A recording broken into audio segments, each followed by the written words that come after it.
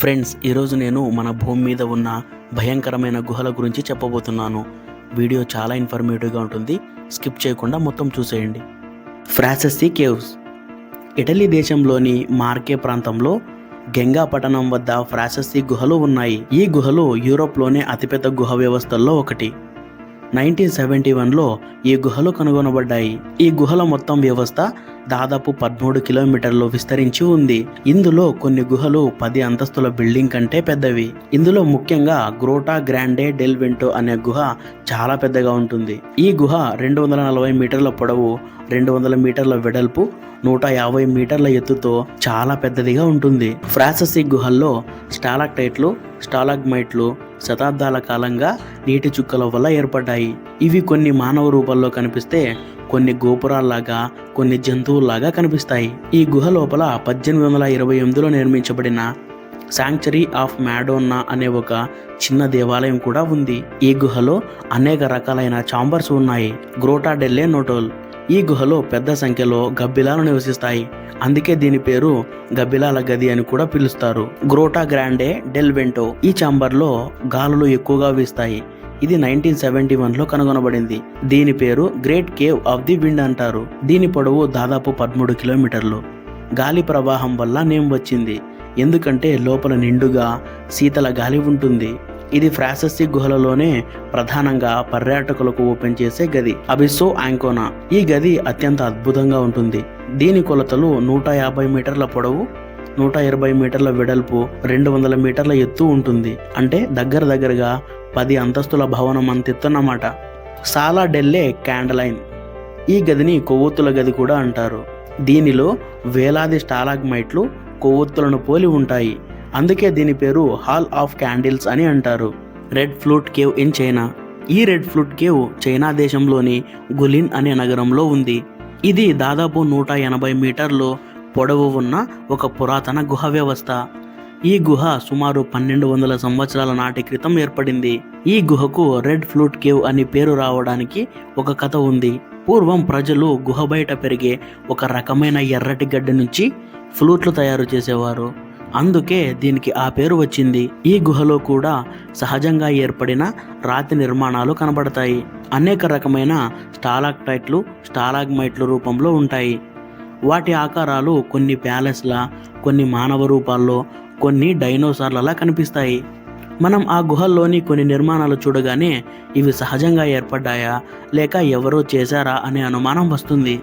కొన్ని రాతి నిర్మాణాలు ఎంత సహజంగా ఉన్నా అవి మన చేత్తో చేసిన శిల్పాల్లా కనిపిస్తాయి.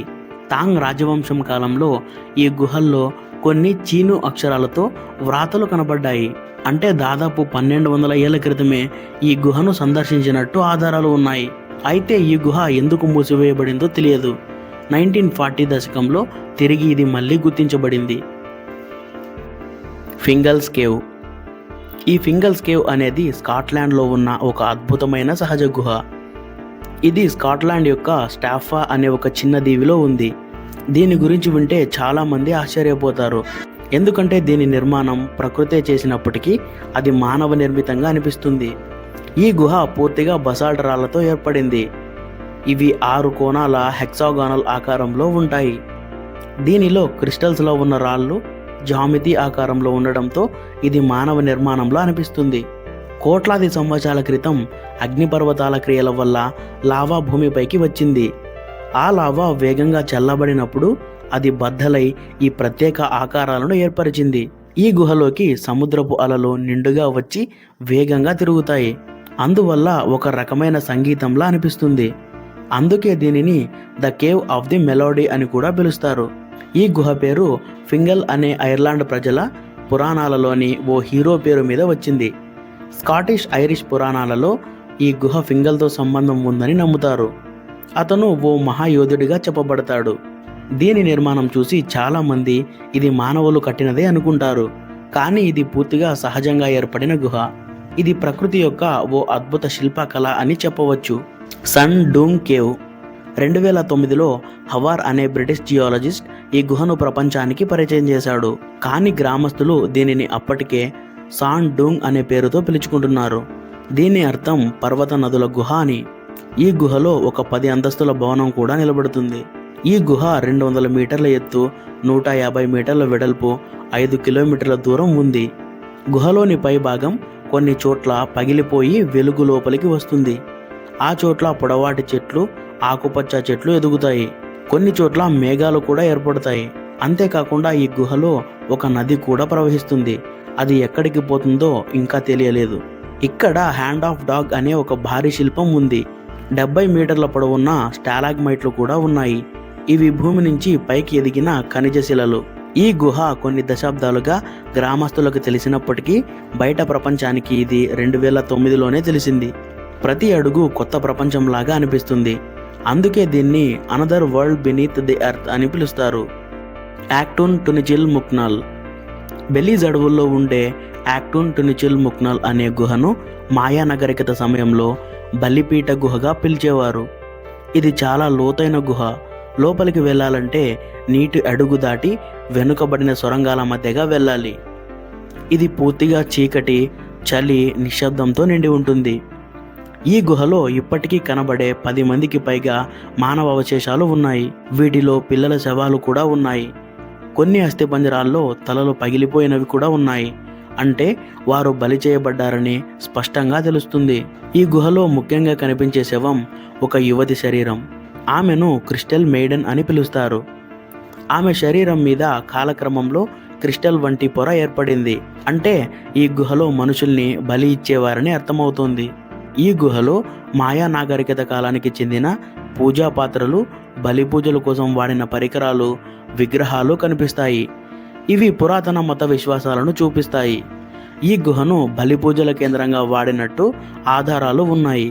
ఇక్కడికి వచ్చిన కొందరు టూరిస్టులు ఈ గుహలో విచిత్రమైన శబ్దాలు, అనుభూతులు చెందామని చెబుతారు.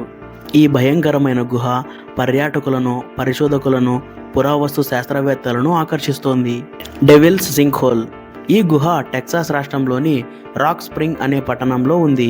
ఇది కూడా సహజంగా ఏర్పడిన సింక్ హోల్.